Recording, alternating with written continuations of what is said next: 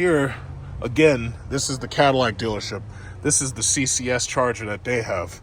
Now, I don't know if all you have to do is just plug. See, it just says CCS and it says start, but I'm not sure what company this is. It says EV Connect or whatever. It says EV Connect, preparing communication. It's trying to set up communication with the car, but I'm not plugged in right now. So, I could push stop, but I'm not gonna. But this is a CCS charger. I like to think that this is a level 3. I don't know how much wattage this one puts out. I don't know. It says AC input is 480, DC output is 950. So this is definitely a fast charger right here. Yeah, so very nice. They still haven't sold that red eye. Now this, I believe, is a Sport 3. Yes, this is a Sport 3. This one has the Oxford interior. So this is the Oxford, what do they call it? They call it, it's definitely a radiant red tri-coat with Oxford stone garnet. So basically this is exactly my car, except this has the more expensive leather. And it's a if you can see the color, it's like a cream brownish, and it looks good. Looks good. I would have never ordered this color though. I think the white interior really looks the best. But it's nice. It's really nice. So yeah, you got the back seats, Oxford stone. This is the inside. So you get the what is that? The multi-zone. And then that's the rest of the car. So basically it's the same exact thing as mine.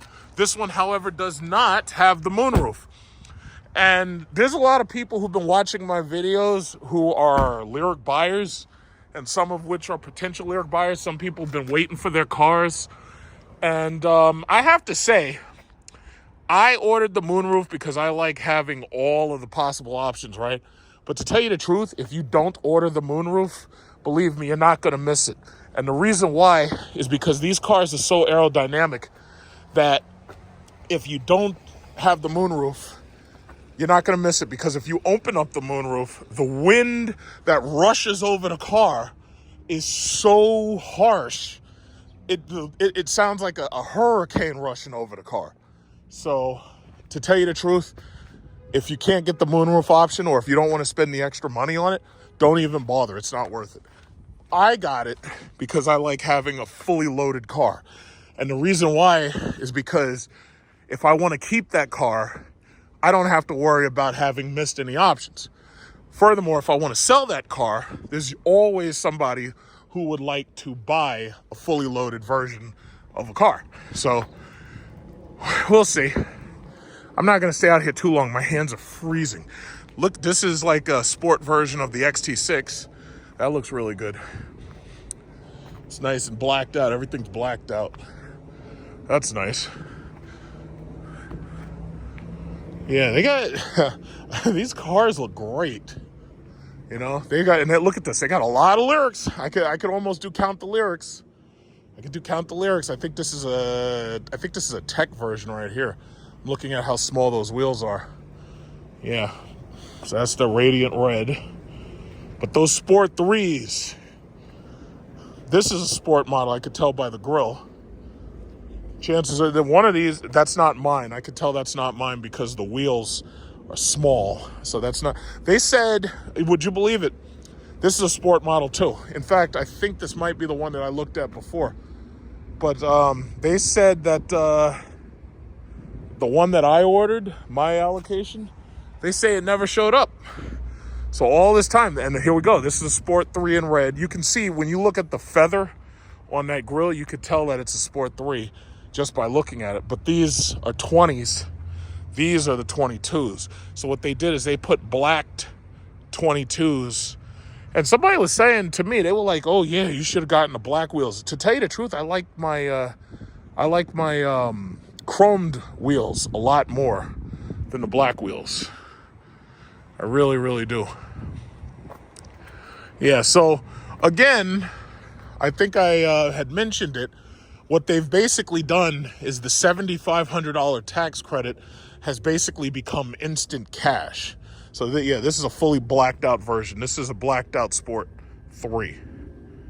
So you got black wheels, dark chrome. You got the, everything's basically blacked on it. Yeah, so looks great. But I'm happy. I'm totally happy with my purchase, you know. But what was it I was saying? There's lots and lots. If you're looking for a Sport 2 or Sport 3, there's a lot of possible options if you want to get one. Oh, this one has the black interior too. So this is a fully blacked out.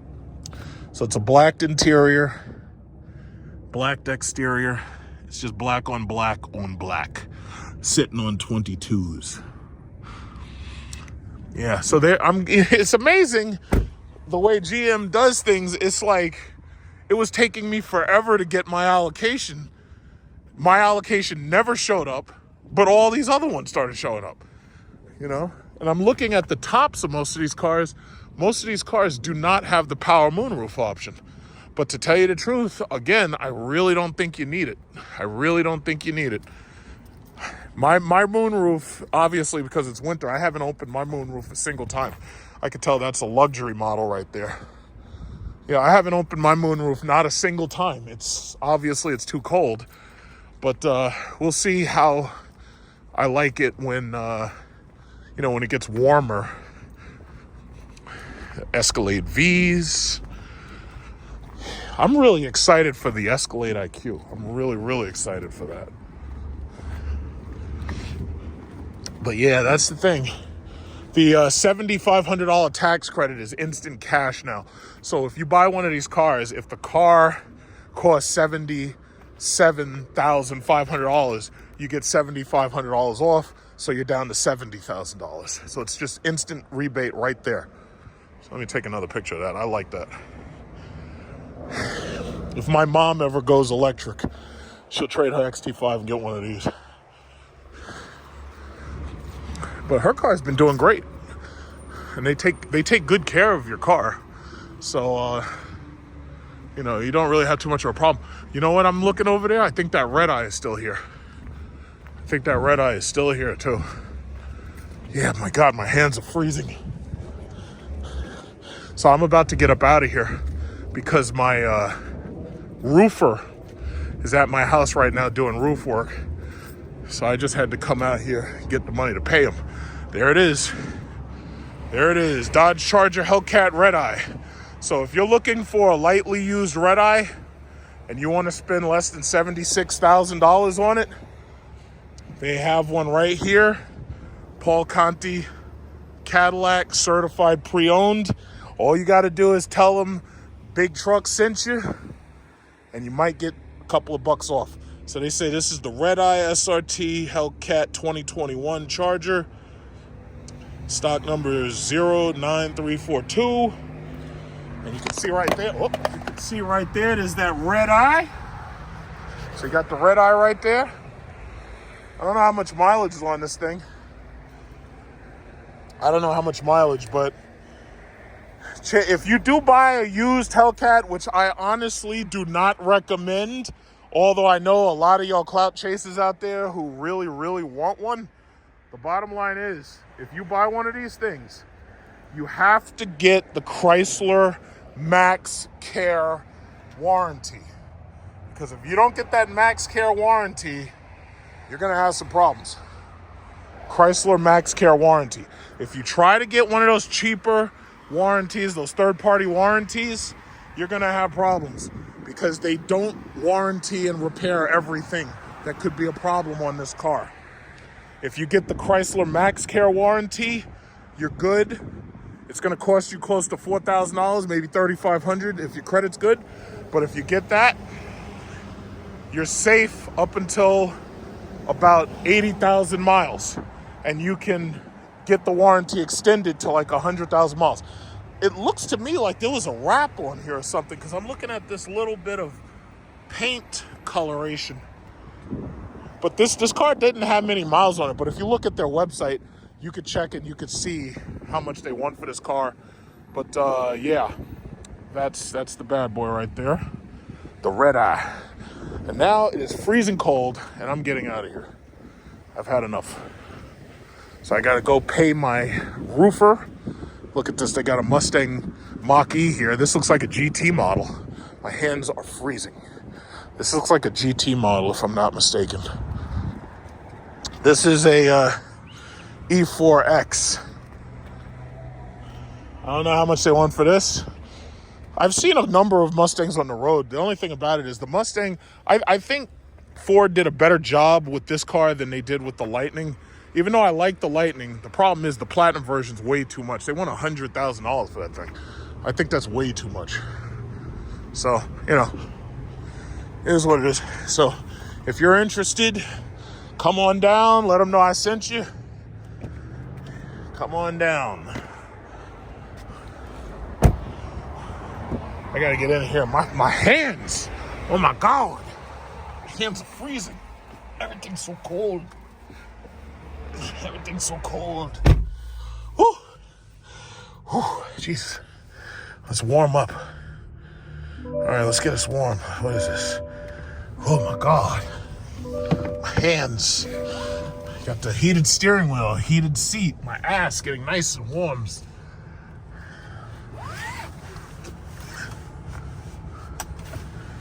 All right.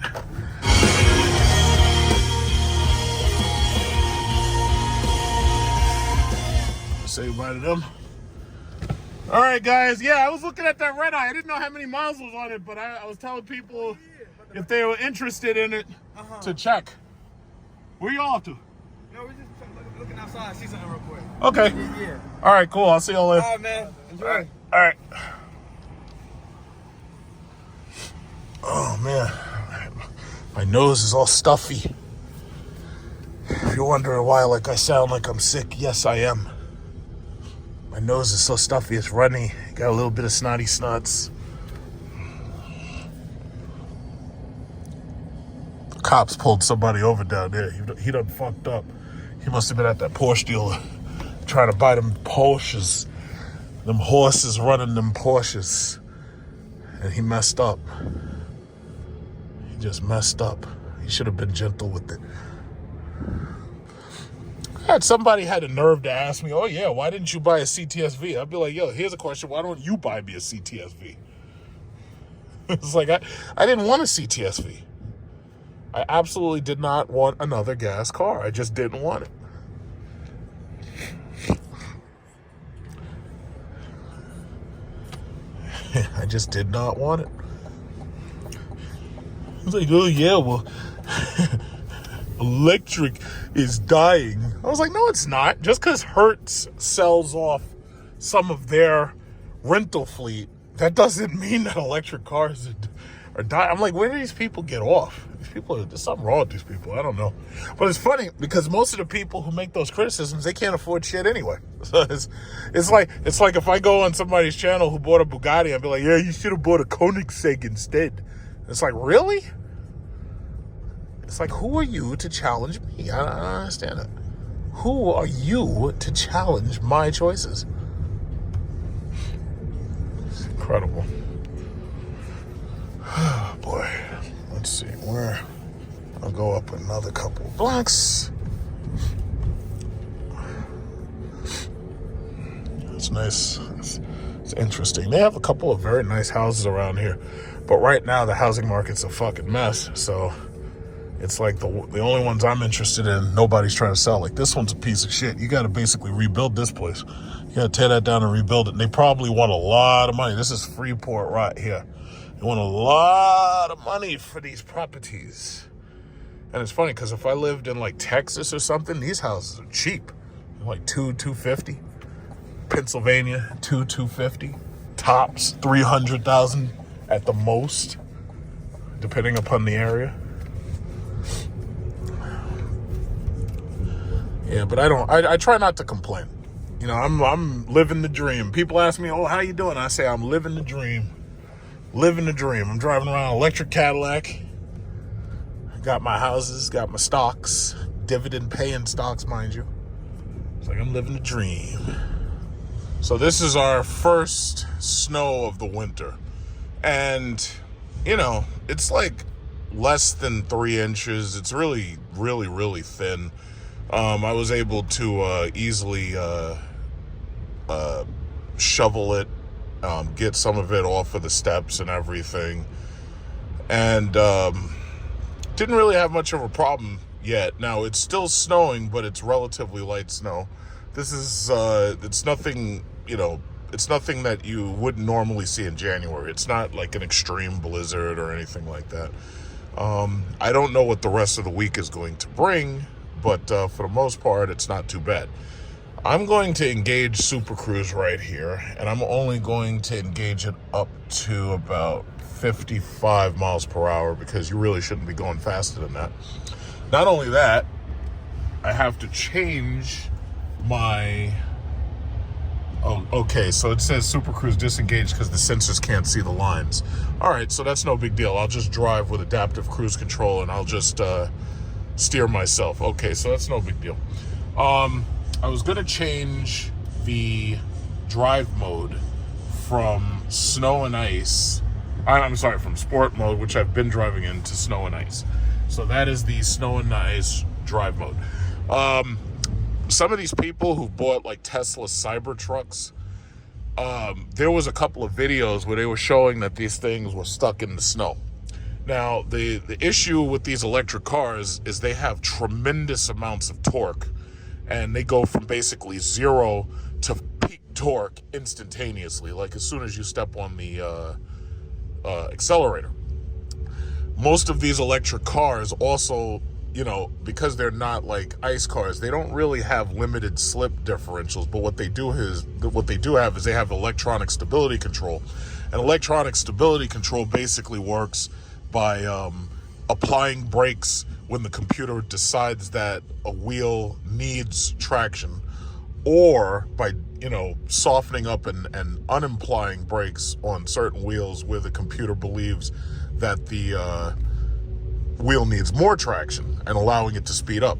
Now, because these are electric vehicles, traction control is happening at basically, you know, the speed of light. It's happening faster than any machine can normally handle, because this is a computer doing this. So you basically have traction control working in hertz rather than in, like, you know, a frequency. Like best example I can give you is like most of these cars, you know, these cars can adjust themselves. Their electronic stability control can adjust themselves maybe a couple of 100 times within a second. But when you're dealing with one of these computerized electric cars, these things can adjust themselves thousands of times per second. And it's much, much, much, much faster. And as these computers get more and more powerful, and we have like artificial intelligence PCs and stuff like that, when these computers get even more and more powerful, it's going to be a situation where the stability controls and the traction controls are going to be like 100 times more efficient, or maybe even 1,000 times more efficient. Like they'll be able to operate in the gigahertz frequencies, you know, and well beyond it, you know. So basically, the bottom line is invest in Microsoft, Apple, Nvidia, Google, Intel, Tesla, et cetera, et cetera, et cetera, like I always say, right? So, yeah, this is the snow and ice mode. Now, the one thing, it's funny because when you live with a car, you start to realize little things about it. I have to go into the menu to change to snow and ice. Normally, most cars, they give you like one single button that allows you to change drive modes, and that's like a very common feature. So in order for you to change drive modes, you have to actually touch the screen and you have to find drive modes, which is actually next to themes.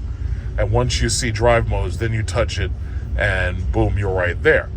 They also allow you to make a custom mode, my mode, but I'm not going to do that right now. I'm going to leave it in snow and ice mode. So basically what snow and ice mode does is it tells the throttle not to send full power to the engine, you know, because they don't want you spinning out. Or I'm sorry, I said the engine. It tells the motors not to send full power to the wheels because they don't want you spinning out.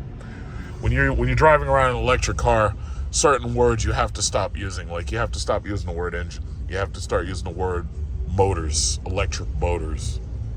And you also don't really use the word throttle either. Because, well, no, I mean, you could use the word throttle, but really it's accelerator. You know, so. But anyway, traffic is a little bit slow, but it's not too bad. I have 280 miles worth of range, and so far so good. I have, like, this is this car's first snow, and so far, you know, so good. It's not having any problems. And of course, with any electric vehicle, you're going to lose some range due to, you know, using your heater and using your air conditioner. Now, the people who experience it the worst are the people who live in absolute extreme climates, like when they live like in like Canada, or they live in Texas, or they live in Utah and Nevada. When you have those extreme climates, those are the people who are definitely going to lose the most range just trying to heat and cool their car. For those people, yeah, electric might not be the best choice. I personally think that within 5 to 10 years, the battery chemistry in most of these cars is going to have changed, where you'll probably be able to see 500 miles easily. Because right now, the 500-mile cars that I know of are the Lucid Air gives up to like 500 miles of range, but it's really expensive to buy that model. I think Tesla, with the longest range Model S and the Model X that they have, I think they're offering somewhere around 400 to some. It's like between 4 and 450. But from what I know, Lucid has the longest range possible. But most people probably couldn't afford to buy a Lucid because the insurance is sky high. Like you're talking maybe $600 to $800 a month. But again, it depends where you live, because here in New York, insurance is very high. We have no fault insurance, which basically means that you don't really even have to wait for the cops to come. It's like the insurance adjusters are going to decide who's at fault. But for the most part, you're absolutely at fault if you hit somebody in the back, unless they were backing into you, or unless they were doing something really, really haphazard on the road. But typically, you're going to be found like at fault immediately. Typically, so you know there's almost no way around that. But, you know, it's like,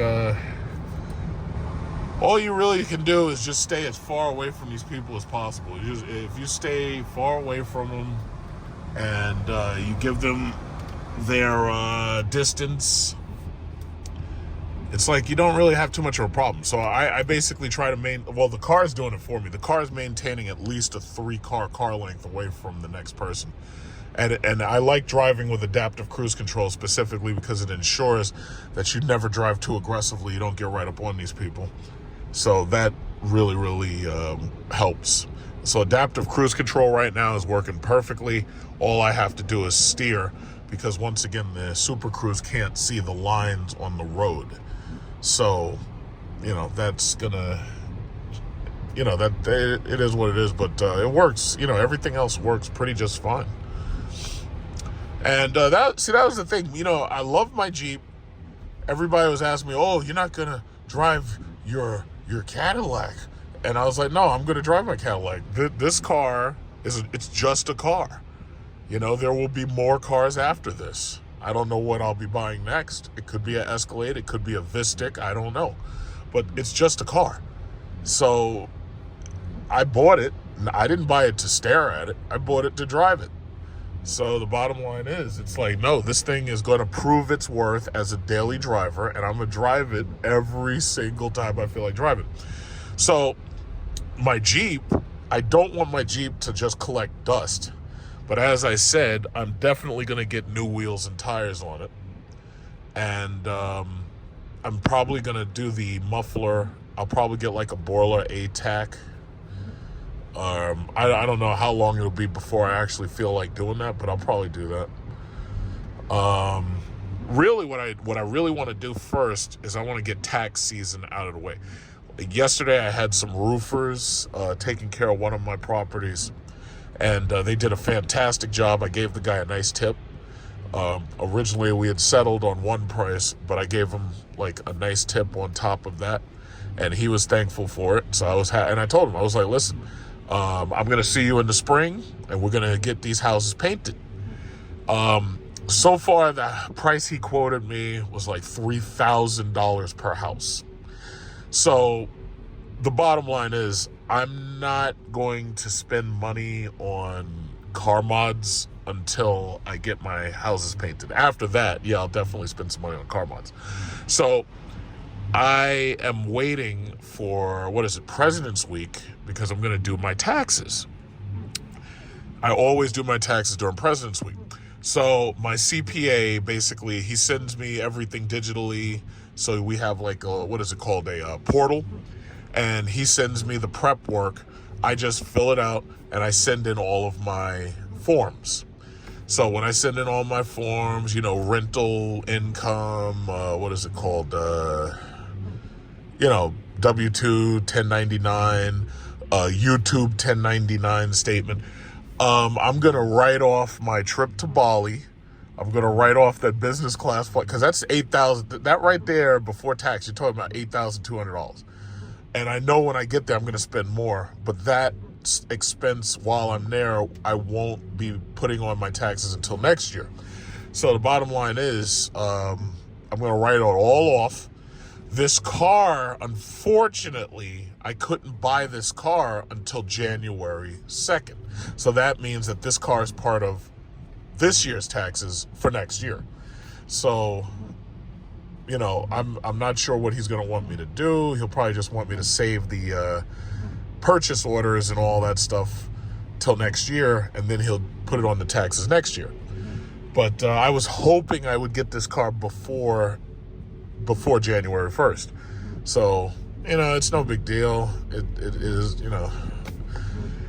just got to be patient and everything. So, there you go. But, tax season, I'm going to get my taxes. I'm going to get my tax returns and all that.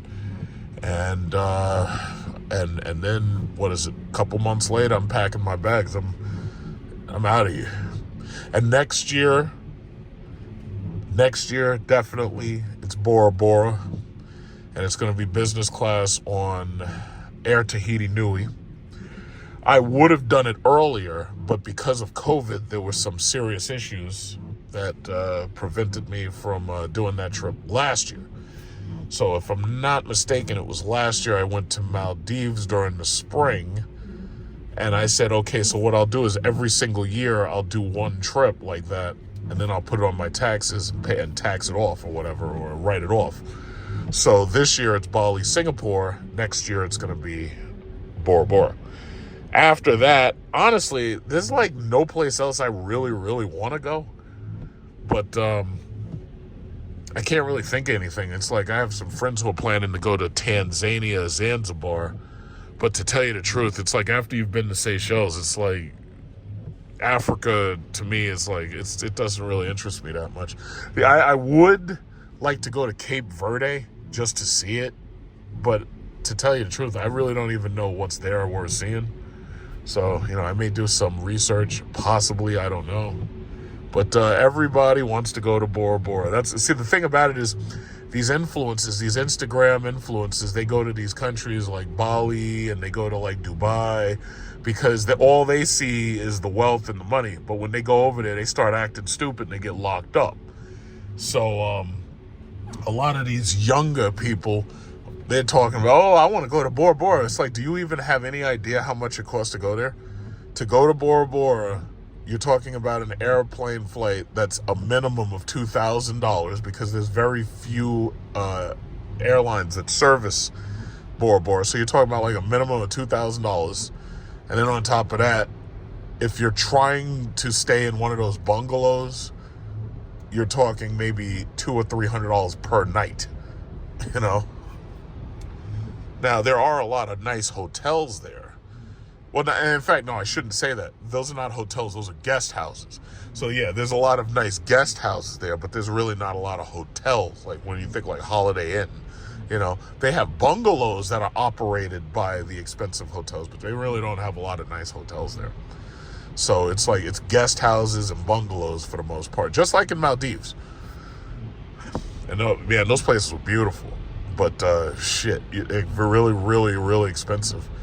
And you're basically paying those people's salary direct. It's like you're not just paying the hotel, you're paying those people's salaries. So they can be getting like $2,000 a night from you, you know. But it's really, really nice though. We stayed in Soniva Fushi, and that was really, really nice. The food was fantastic. The swimming was fantastic. The scuba diving was fantastic. And I put the video up, you know. But my favorite part was the flight. I love the flight. Absolutely love the flight. Emirates knows how to fly you. They really do. So I'm hoping the ANA is just as good. But the thing that I'm a little disappointed is the Japanese, they set those planes up where if you're sitting in business class next to the window, you're actually staring at the back of the plane. I'm like, who the fuck sets up seats on a plane where you're looking towards the back? It's like, I don't want to look towards the back. I want to look towards the front. Like I'm going somewhere, not fleeing somewhere. Like, it's like, what are you doing? But anyway. Yeah, so as you can see, traffic sucks. It's flowing, but it sucks. So, you know, just got to keep on pushing. There's a Dodge Durango SRT that's right next to me, and it's important for you to understand that I actually have more horsepower than he does. Oh, I'm sorry. What happened to that little 392? Why are you so far behind, bro? I hope it's not because it's raining. You're not scared, are you? Oh. So, what they gonna do hating on a player cause my Lyriq skating 22s? What you gonna do, boy? What you gonna do? Uh-oh, that little Durango, that little 392 is not able to catch up so efficiently, is it? I'm gonna run your gas right out of your tank, bro. Look at this guy. Uh-oh, I think he wants a second shot at it. What happened? These damn electric vehicles, they just leave you right behind, don't they? Yeah, I know. Yeah, don't ever race no goddamn Tesla plaid mode, please. Because I just don't want to see you losing drag races like you're going backwards or something. Because I've seen some horrifying things. I seen Demon 170s just getting eaten alive on those drag strips. I just don't want to see it. I don't want to see it. It's like every time I see an electric car eating up these gas cars, it's like I have nightmares. I don't want to see that. Yeah. Oh, you're not speeding up, are you? Oh, snap. Look who it is. It's Nassau PD, here to join in the fray. Let's slow down. I think you should slow down, too. Nassau PD is not playing games, and they will give us tickets. So, nice gold badge on your 392, though. That's a little bit slow by today's standards. Oh, no.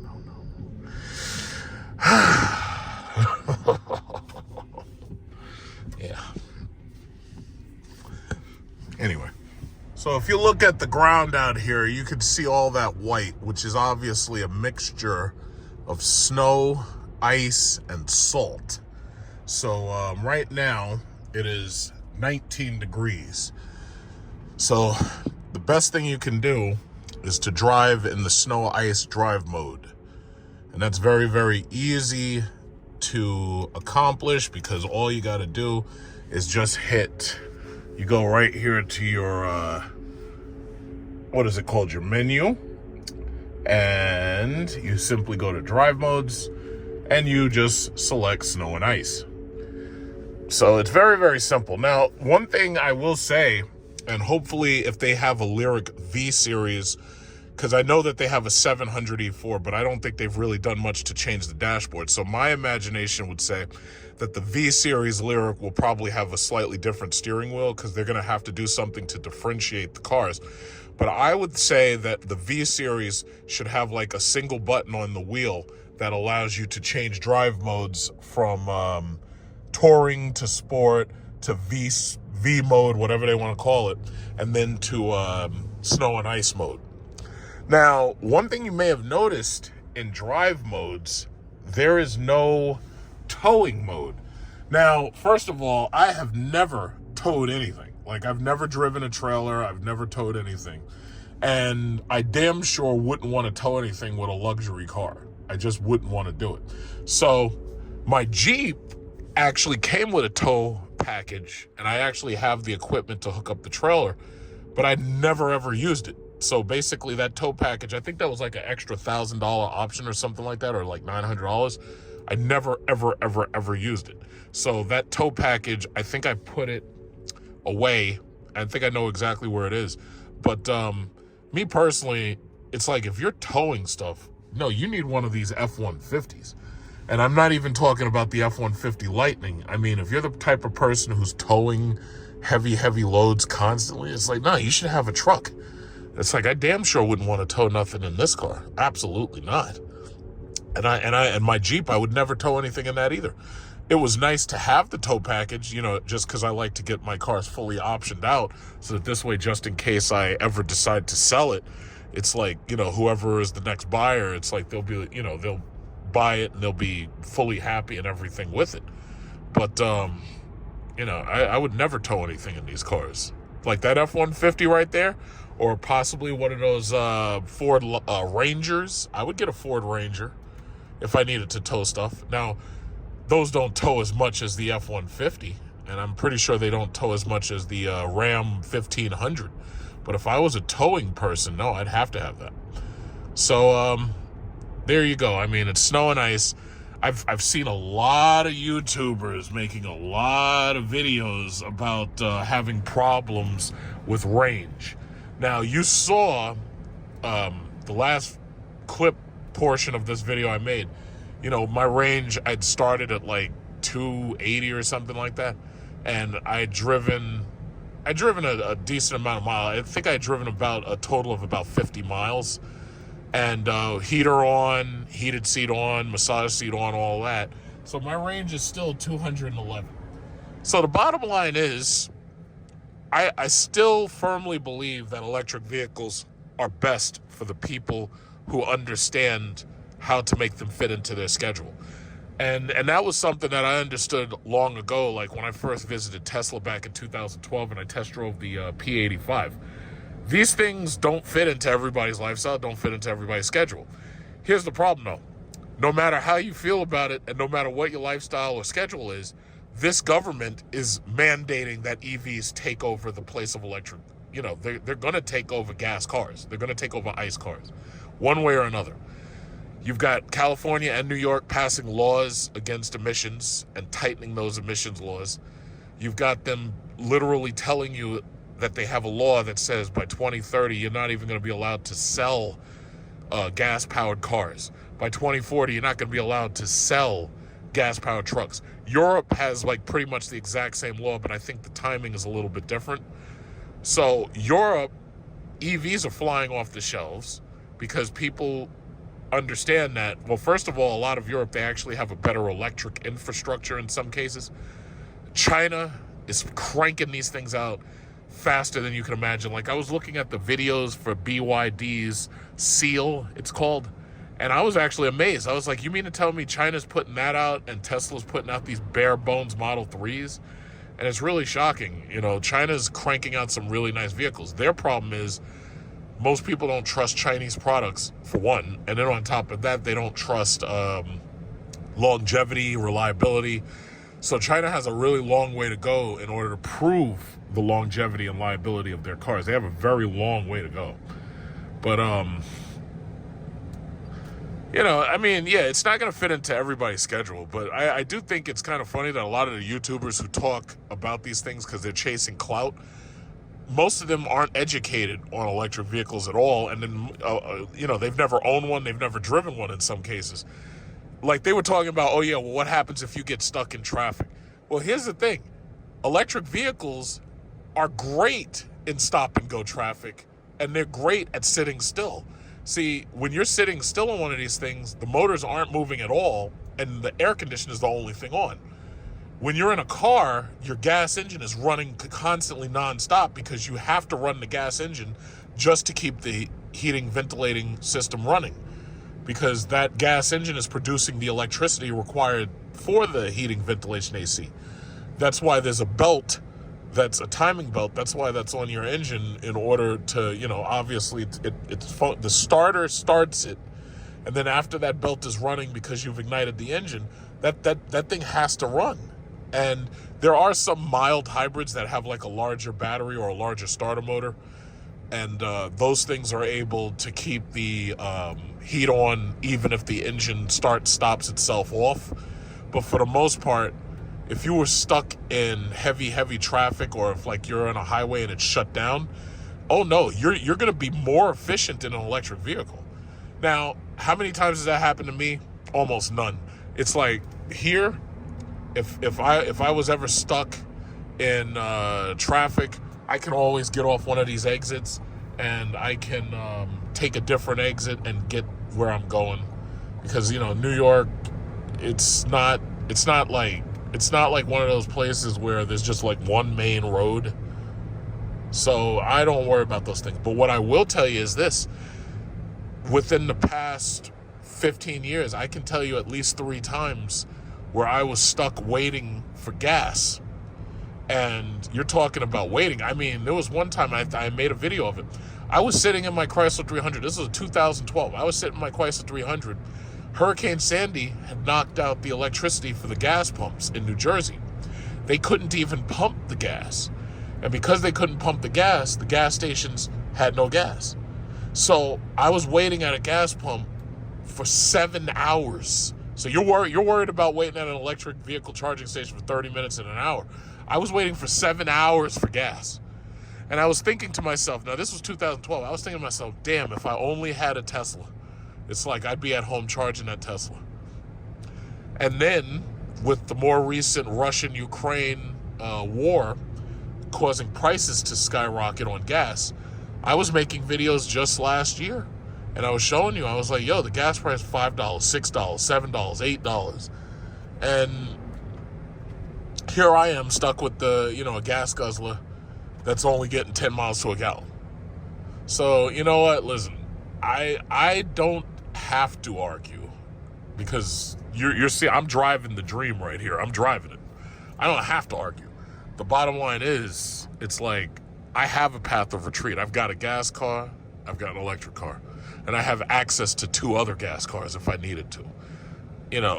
I ain't even arguing. So, some people see the benefits, some people don't. Are there higher fees? Oh yeah, in some cases there absolutely are. Like the insurance rate tends to be a little bit higher for electric vehicles. Absolutely.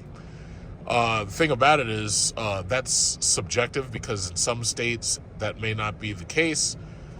Some states the insurance is much, much lower. I'm in New York City, so insurance is horrible here. If you try to buy any nice car, S-Class is going to cost you $800 a month for insurance. Hellcats are going to cost you $500 or more per month. They were hitting people with $600 bills from Geico. I mean, if you try to buy one of these little boring ass Toyota RAV4s or something, oh yeah, the insurance is a little reasonable, much, much reasonable. If you want to buy one of these Priuses, oh yes, the insurance is much, much more reasonable. I want to see what this problem is over here. Yeah, this looks like a road service vehicle, and it looks like a gas car had a problem. Uh-oh, Toyota. It's Toyota right there, and it's not an electric vehicle.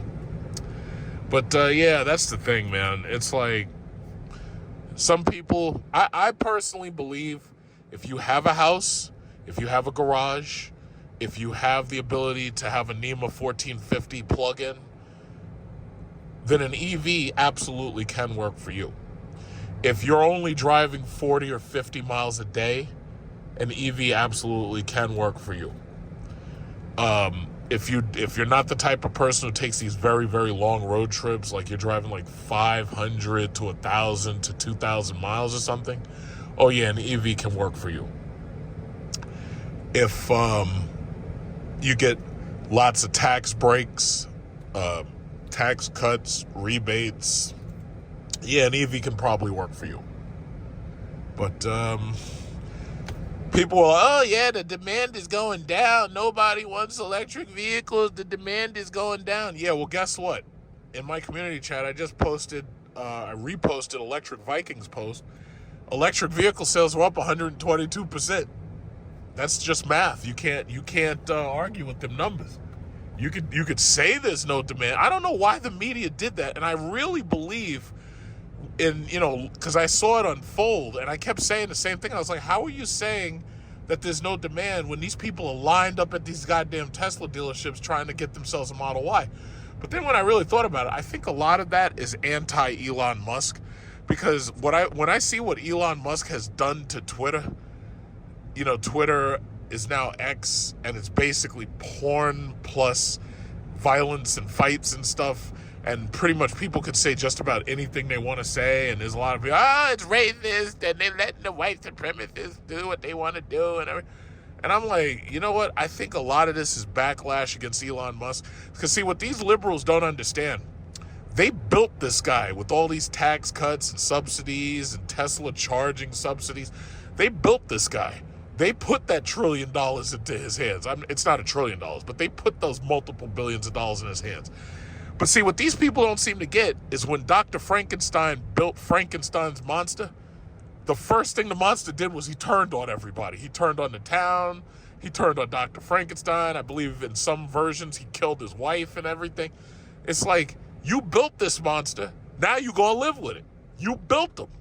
And that also, now that Trump has won the Iowa caucus and it looks like he's going to steamroll Nikki Haley and Vivek Ramaswamy has bowed out. Chris Christie has bowed out. Nikki Haley's still there, and DeSantis is still there. Now, it looks like Trump is going to steamroll them, right? And most people, if you're a betting person, for the most part, these liberals can't figure out, how come they haven't locked him up yet? See, for them, putting Trump in jail is the only way to stop him from running. But it looks like he's about to steamroll them. And the thing about it is, it's funny to me because I'm a New Yorker, and I grew up in New York during the 80s, and I'm thinking to myself, I'm like, y'all built Trump. Y'all made his name y'all made his name synonymous with wealth in the 80s. You remember Home Alone 2? They didn't hate Trump back then when Kevin was running into the hotel. He's like, hey, do you know where the concierge is or something? And Trump is walking past him. He's like, yeah, it's right over there. And y'all didn't hate him back then. Y'all didn't hate him when they were, what was it? Growing Pains or Three's Company. It was one of them shows. Y'all are just talking about this guy all the time. It's like, y'all built this guy. And now y'all surprised that he turned on you? It's like y'all built Frankenstein's monster. If you're going to build Frankenstein's monster, don't be surprised when he turns on you, because he's gonna. But boy, he's steamrolling these people. I think it's amazing. It's like I haven't even been as excited as I really should be, because I have already, I feel like Emperor Palpatine. Why is this? Oh, anyway. I feel like I've foreseen what he's doing to them. I see it coming. He's steamrolling these people. And it is what it is. It's like, you built Frankenstein's monster, now live with it. I think the public opinion on him really turned when it was that Rosie O'Donnell versus Trump situation. But I think even back then, most people really didn't say much about him. But when he ran for president, and he ran the first time, he was swinging, and I think he realized, he was like, yeah, I can't beat Obama, but I'm going to wait till the next time I'll run he ran against Hillary. He destroyed her. He absolutely destroyed her. Yeah, but she won the popular vote. Yeah, she won the popular vote in New York and California. That was it. The electoral map don't lie, and let me tell you something, these libs, there's a couple of things that they really want to get rid of. They want to get rid of the Electoral College. They want to get rid of the Constitution, because the Constitution is the only thing keeping them away from my Desert Eagle and my AR-15. The Constitution is the only thing, with that Electoral College, it's the only thing stopping them from flooding these states with libs and turning every state blue. And that's the only way that they can win an election, because these kids, these Generation Zers, they're not voting.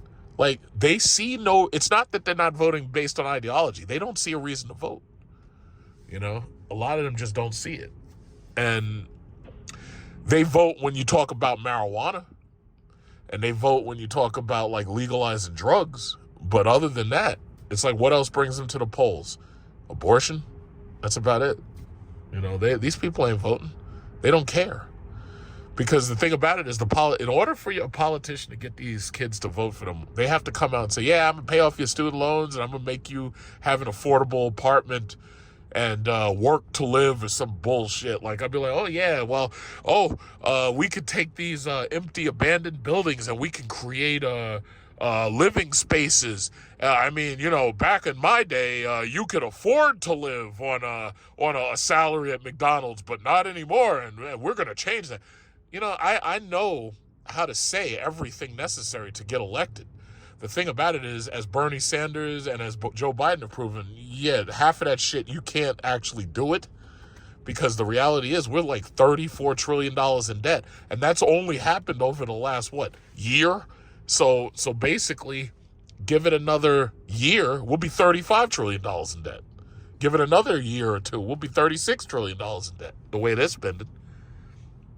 But you know what? It is what it is. It absolutely, like, there's nothing you can really do about it except for vote for absolute lunatics who are going to get into office making these tremendous promises that there's no way they could possibly keep. And that's what it comes down to. Man, this traffic is something else. Where are these people going? I know they're going to work, but Jesus Christ, there's a lot of traffic out here. Yeah. But let me tell you something. I think that's a BMW iX if I'm not mistaken. But I have, like, some people, no, you know what? No, it's not, because I see the tailpipe now. I think that may be a BMW, but it's definitely not an iX. But I have no buyer's remorse. I love this car. I absolutely love this car. I wish that the Escalade IQ had been available, because I might have gotten that instead, even though the cost would have been much, much higher. But they know that Escalade IQ is going to be very, very difficult to afford. So they have the XT6 replacement called the Vist IQ. They have that coming, and that is going to be the affordable electric Escalade, because the Escalade, you know, $130,000. Nobody wants to spend $2,000 a month on a car. Nobody, you know. But the Vistic is going to be like 80. It's going to be like between 80 and like 90 or something. It's not going to be that high. It'll be a little higher than this Lyriq.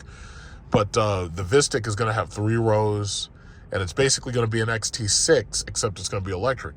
Now that, I think, is going to sell real, real well, especially with these rideshare drivers, because recently they made it possible for you to get a Lyriq in black and use that for your rideshare. So most of these rideshare guys, they prefer the XT6 and they prefer the the Escalade. But the problem is the luggage. You know, the luggage compartments on these cars, you got to be able to carry like full-size 50-pound bags. So the Escalade, the Navigator, the Suburban, all of those make sense. But for those Uber Black services, you have to have something really nice and flashy, just like this car. So, you know, it is, you know, that's just where you are. Like, even like this Navigator right here, like that Navigator is a nice big truck. Something's wrong with his running boards. You know, it's weird. Every Navigator I see, their running boards are messed up. Like, it never fails. It's like after that warranty period ends, it's like the running boards are like the first thing to fail on that truck. In fact, you know what? I have another Navigator behind me. I have a looks like a 2010 Navigator right behind me, because you see those lights. It's got a very, very distinctive light pattern. But yeah, those Navigators, they've been using those for the Uber Black services and for a hotel to airport travel, to take these people back and forth from the hotels to JFK and LaGuardia. Because if you have a family, and I experienced this with my own family, if you have a husband, wife, and like 2 or 3 kids, you need to have one of these big trucks to do the ride share, you know. the Tesla Model 3s and the Tesla Model Ys only go but so far. Those are good for if you're just ferrying people around the city. But nah, if you're going to do ride share, you got to have something big. You got to have something big. You know, it's funny. I just passed a Lincoln MKT, and that thing always looked like an ugly hearse. But in retrospect, now, considering how radical most of these cars have gone with styling, the MKT looks tame, you know? And not only that, it also has a really large trunk to put, you know, bags and stuff in. So, you know, now I think the MKT, if they were still selling that car now, I think it would actually be doing pretty well because people need that space. With the third row, this is that Navigator. Oh, it's a white Navigator. It's a silver Navigator L.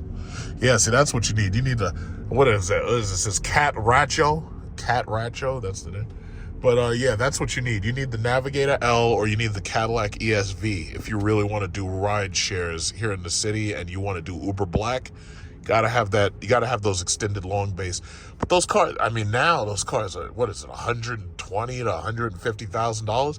And see, the thing about Cadillac is, just like you saw how long it took me to get this car, if you ordered a Escalade, a lot of people who ordered Escalades have been waiting longer to get their Escalade than I've been waiting to get this car. And part of the problem is the Escalades they're building are fully loaded. And they have Super Cruise and they have every other feature, like they have the rear televisions.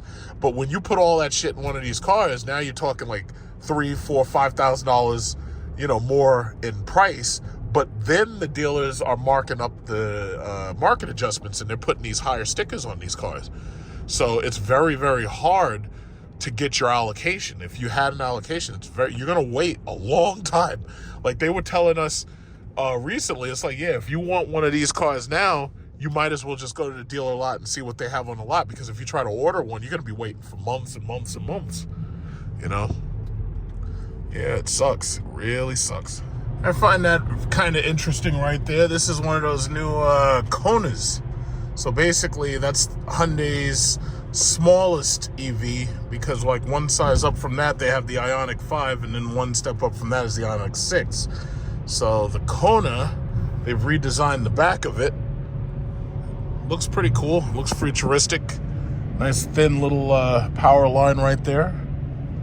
Yeah, I don't know who these people are that keep saying that nobody wants EVs, because she sure looked like she won hers. Looks good.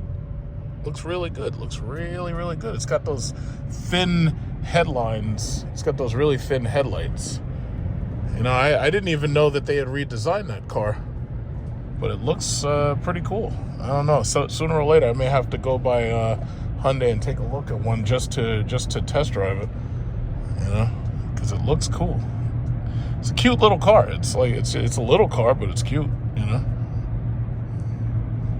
This bitch in this Porsche over here trying to fucking fly by me. But listen, chick, you're on ice, so just make sure you don't run into nothing. You know, you're on ice, lady.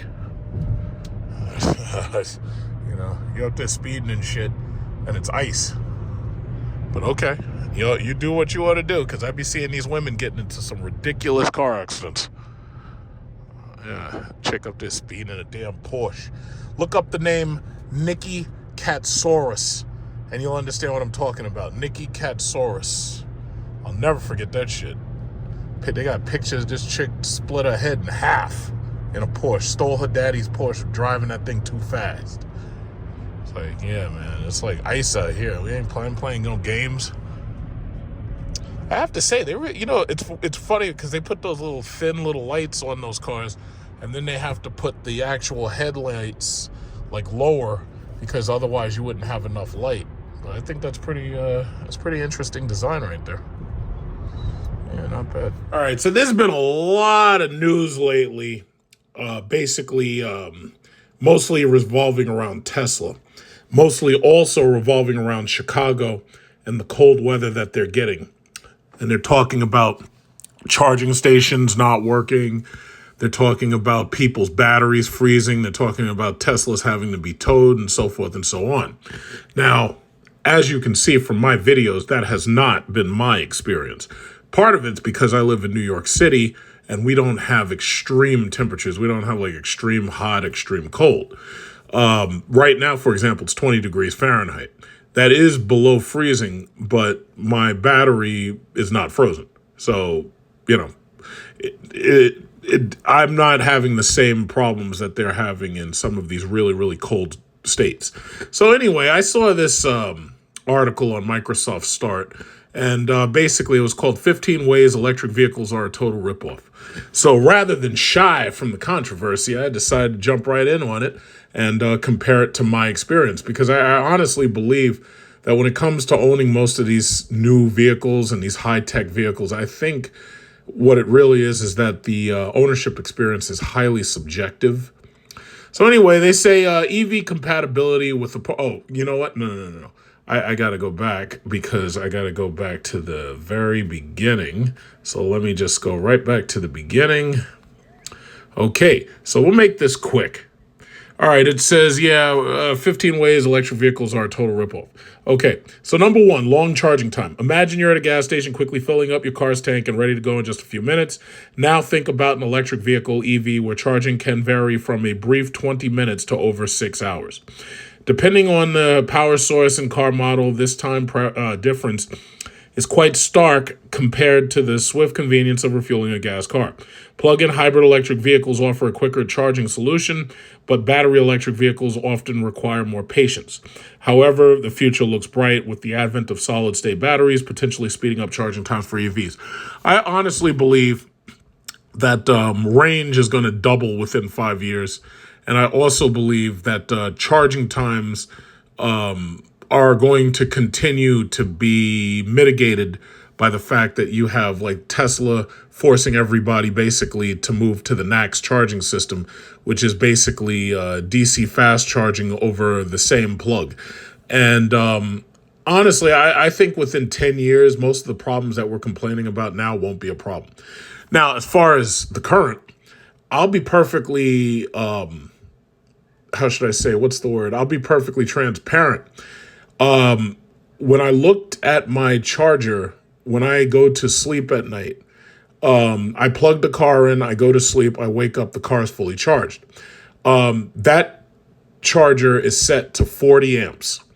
I could have set it to 48 amps, but I would have had to hardwire it into the house, and I didn't want to hardwire it. I wanted to plug it in. I didn't want to hardwire it. I wanted to plug it into a NEMA 1450, as I've shown you with the videos that I made.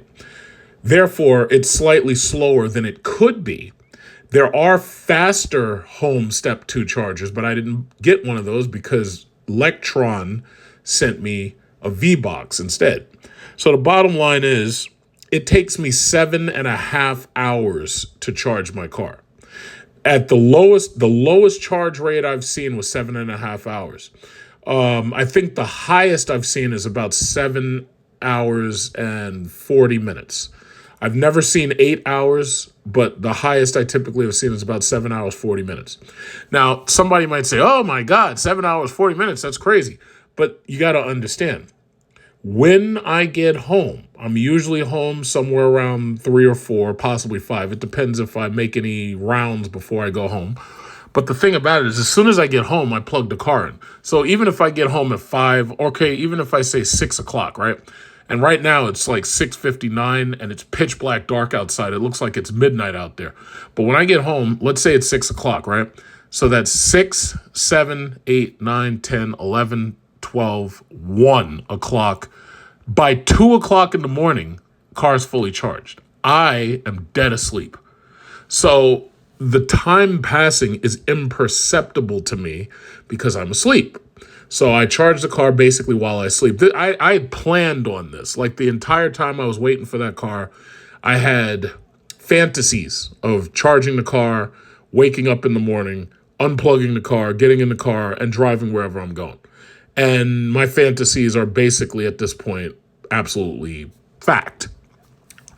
Now, the last video I made, I went to an EV Go supercharger and I had a problem with the credit card payment.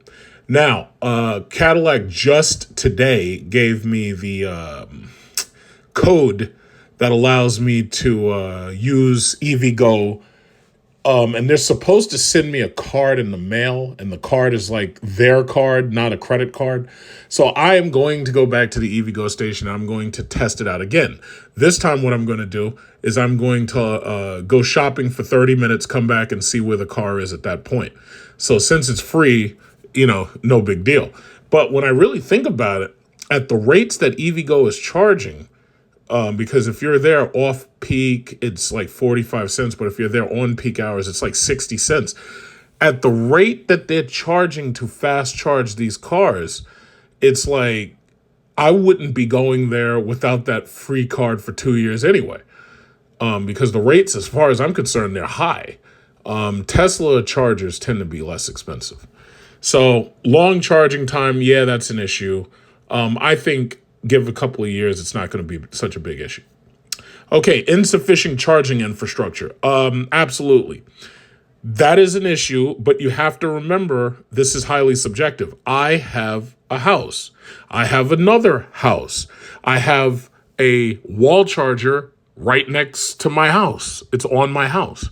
I have a portable charger in the car. I have a NEMA 1450 charger in the car and a 110 volt charger in the car. So if I was anywhere that had even the most basic 110 volt electricity, I can still charge the car, even though it will take a long time. So, GM gives you the Ultium charger when you buy the car, and it's sitting right in my trunk, and it's going to stay there. I also have Electron 1450, which is basically designed so that when you're in a garage, if you pull into a garage, you can just plug it into the garage, and that's it. Like, you can plug it in and you can take it out. You can put it back in the trunk. So the bottom line is, I have sufficient charging infrastructure because I have it. A lot of people don't. People live in apartments, don't have that charging infrastructure. Either that or they have to drive someplace nearby in order to charge their vehicle. So yeah, these cars might not work for you. If you have an apartment, you don't have a house, if you don't have a place to charge it, yeah, these cars probably won't work for you. No big deal. Get something else. Okay, next, limited range of most EVs. It says range limitation remains a big issue for EVs. While EVs have made some progress in this area, most electric cars still fall short. High-end models like the Lucid Air and Tesla Model S boast ranges over 400 miles. And I will agree to that. I believe that range anxiety will probably disappear once these cars have about 500 miles worth of range. Now, I don't know what size battery that would take because the battery chemistry is changing. They're moving towards solid-state batteries, and right now Tesla's got those lithium ion phosphate batteries. But I'm pretty sure within 5 to 6 years, within 5 years, I'm pretty sure range is going to increase significantly. And I think charge times are going to significantly increase as well. But I think if you're going on road trips and you're trying to do these ridiculous amounts of range, yeah, these cars aren't for you. It's just not for you. Okay, next. Battery longevity concerns. Okay, so it says lifespan of EV batteries raises concerns, especially in varying climates. Typically, a quality battery can last 12 to 15 years in temperate zones, 8 to 12 years in extreme climates. Manufacturers like Tesla and Hyundai offer warranties up to 100,000 miles or 8 to 10 years, but the long-term reliability of EV batteries is still a topic of discussion. First of all, as you know, I lease my Lyriq. It's a 3-year, 36,000 mile.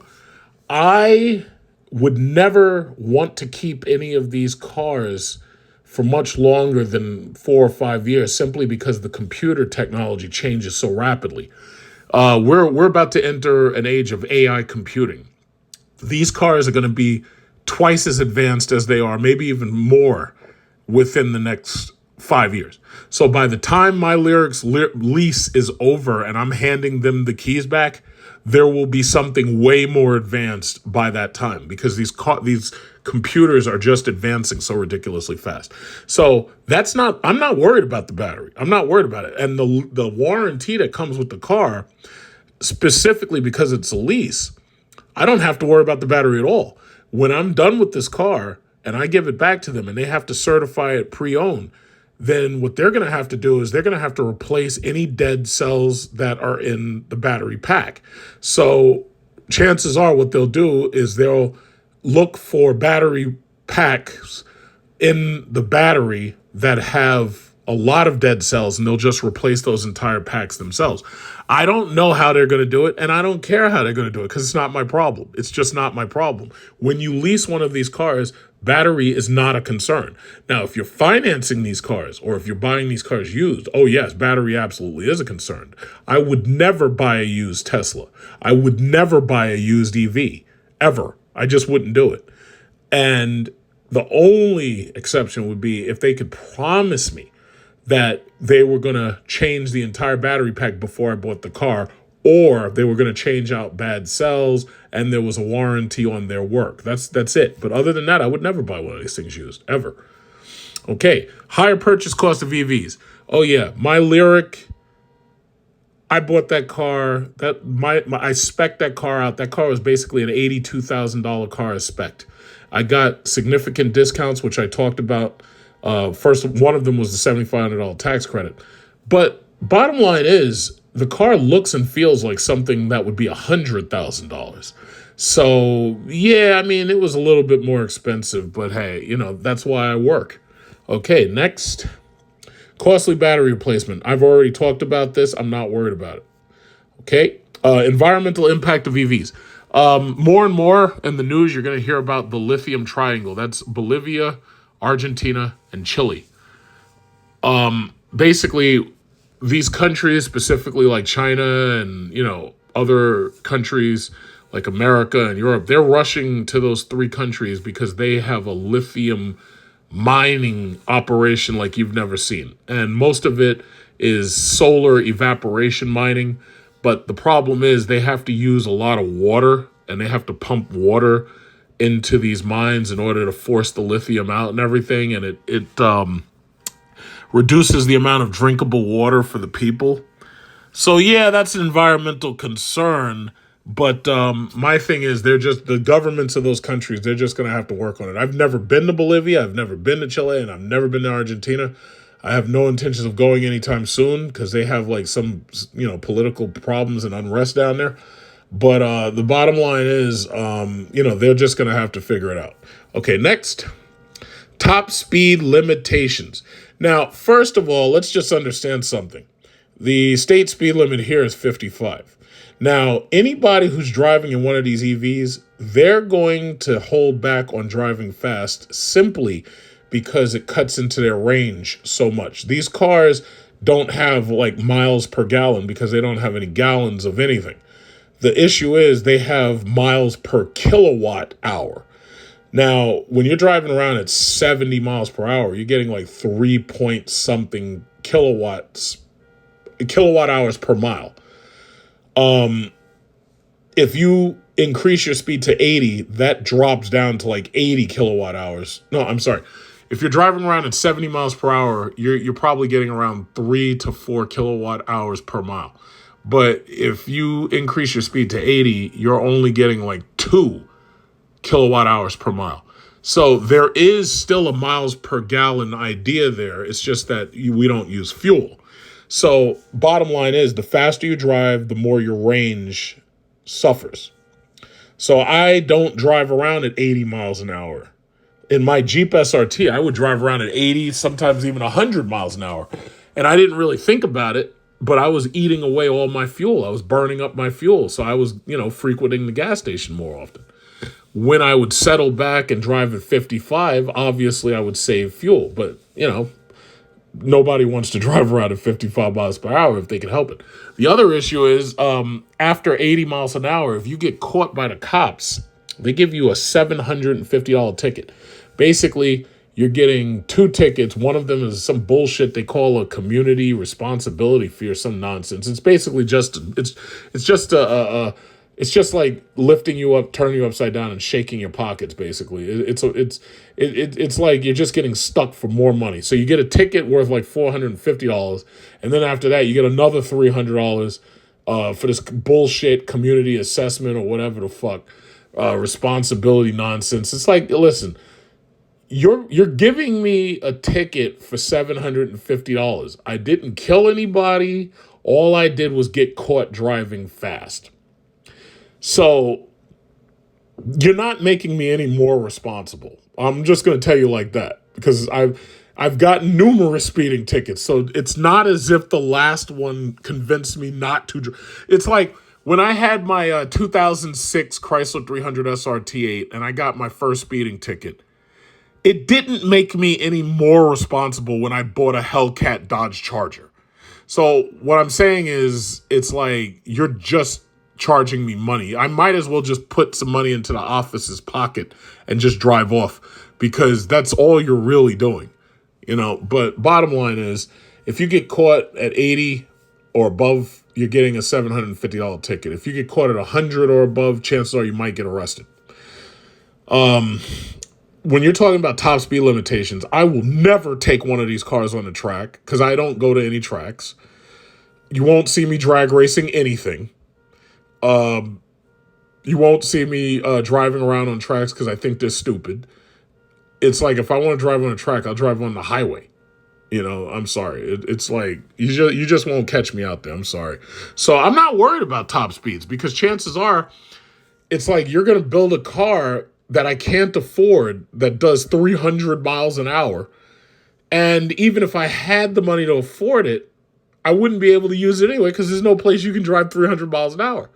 But the only reason why I would do it is so that I could possibly get that car onto a regular highway and hopefully be able to exceed that speed limit without getting arrested or without hitting some animal or something crossing the road at such a high speed that it literally destroys the car. So, I ain't worried about it. Okay. Specialized EV maintenance. Bottom line is this. You've got to take these things to the dealer, and my dealer has like 2 guys who know how to work on these cars. 2.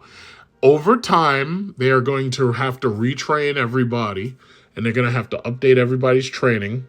The 12-volt infrastructure is going to become an 800-volt infrastructure or whatever it is. And these people are just going to have to learn more advanced techniques. That's all.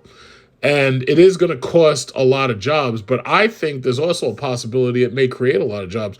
If you're into wheels and tires and tire repair, you ain't got to worry about nothing, because you'll be in business forever. These cars are heavy and they go through their tires faster than regular cars do. If you're a tire repair guy, you ain't got to worry about nothing. If you're a wheel repair guy and you got to fix cracks in wheels, you ain't got to worry about nothing. But now, if you're this guy right here and you got a ratchet and shit and you're working on an engine or a transmission, yeah, chances are you're going to need to be retrained, because you're going to need to be retrained because you're going to have to start working on batteries and electric motors. It's just that simple. Sorry. Okay. Hydrogen is a better option. No, it's not. Hydrogen is not a better option. And let's say it was. The simple fact is, the globalists have decided that they want us to be on electricity. And chances are that's because electricity is easier to control. Not only that, if we ever do make our way back to nuclear power, it's also easier to distribute. Hydrogen is not easy to distribute. I believe there was something called the Hindenburg comes to mind. It's not easy to distribute. Supersonic aircraft of the future, they were talking about making those things run on hydrogen. I think they might end up running on like catalyzed A1 methane or something, but I don't see supersonic transports coming around anytime soon, because most of these businesses and corporations, they don't want the liability, because I remember what happened to the Concorde when that thing burst into flames and crashed. So I just don't see that happening anytime soon. I think they're more comfortable, pouring money into giant planes like the A380 and the 777X. And then you saw what happened with Boeing. I mean, they got doors flying off with bolts and shit popping out. It's like, I just don't see it happening. The hydrogen will probably be withheld for buses, maybe even trains, maybe even aircraft. But I just don't see it for cars. And they've had a couple of hydrogen cars, and those went nowhere. So for these people, like, oh yeah, hydrogen's the future. I'm like, no, it's not. Electricity is the future. Sorry. Okay, next, temperature sensitivity. Now, this is what the news has been talking about all week long. Chicago and these electric vehicles. Apparently, when lithium-ion batteries get cold, apparently they like freeze and they possibly crystallize, and it makes it so that they either can't hold a charge or they can't be charged. Now, I haven't experienced that, despite the fact right now it's like, what is this? What's the temperature? It's 22 degrees here. I haven't experienced this, but I do know that there's some parts of this country and Canada that get extraordinarily cold. We'll just have to wait and see. Some people, EV, and what's funny is when you watch the news and you see these people and they're at these chargers and they're talking to the news media, most of them still love their cars and they won't give their cars up because they enjoy their cars.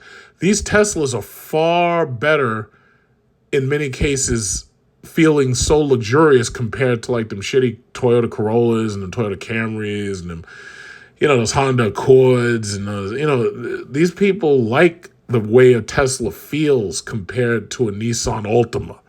So a lot of these people, even with the battery having issues and the cold and dying and everything, these people are still like, yeah, I love my car and I'm not giving it up. So the bottom line is, over time, we'll have to figure out something. Maybe by software, they'll have to force the car to precondition itself more often or whatever it is. But that's probably the best option, preconditioning itself more often. But we'll see what happens. I personally haven't run into this problem yet, so I'm not really worried about it. Okay, EV compatibility with apartment living. I'll make this real simple. If your apartment building does not have EV chargers and it doesn't have an attendant to move the plug from one car to the next after one car is finished charging, chances are this is not going to work for you. If you don't have a house, you don't have a good enough infrastructure. Most of these apartment buildings, either they charge outrageously to use those chargers, or it's just too inconvenient. So yeah, it's probably not going to work for you. Limited EV selection. All this is basically saying is that right now there's not enough choices. Now, I think there are a lot of good choices. I've covered a lot of them, like the Fisker Ocean, the BMW iX, the Mercedes EQS. The only problem is some of the better choices, they get so pricey that you can't afford them. So I think GM is going to help change that when they put out the Blazer, the Equinox, and a couple of other cars are coming out. Like I know Acura has an electric car coming out that was built on the same platform as my Lyriq. And it's basically an Acura version of the Lyriq, but I'm not sure if they've backed out of that project yet.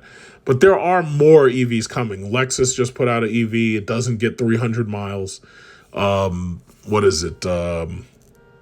Nissan put out the Aria. That doesn't get 300 miles either. And they're nice little cars. It's just that they need to be higher than that 300-mile barrier in order for me to take them seriously. And because they're nice cars, they drive well, but I'm sorry, it's like they just need more. They need more range. Okay, let's see.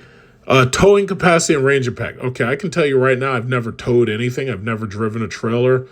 If you need to tow, especially if you need to tow cross country, yeah, electric vehicles are not for you.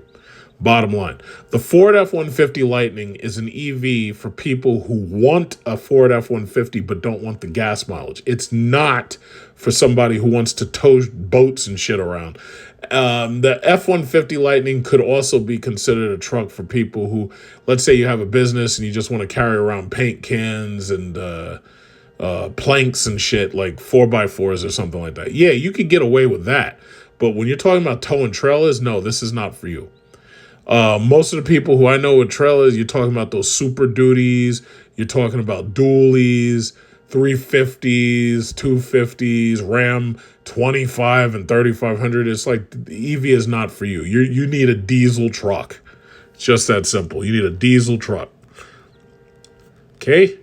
Electricity costs and global supply issues. I'm not worried about that. One of the reasons I'm not worried about electricity going up is because electricity can't go up to a point where regular people can't afford it.